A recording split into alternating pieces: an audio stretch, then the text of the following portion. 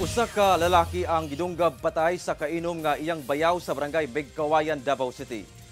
Migula sa investigasyon sa Kalinan Police nga alas 8 Lunes sa gabi, iyang kaubang nag-inom ang lalaking biktima. Asawa niini ug ang bayaw nga suspect sa compound sa balay sa biktima sa Purok 3 Barangay Bigkawayan sa Kalinan District, Davao City. Nagkalalis matud pa ato sa panag-inom ang biktima ug bayaw niini. Mikuha og kutsilyo sa kusina ang suspect ug gidunggab ang tiyan sa biktima. Gidala pa sa ospital ang biktima apan gideklara na kining dead on arrival.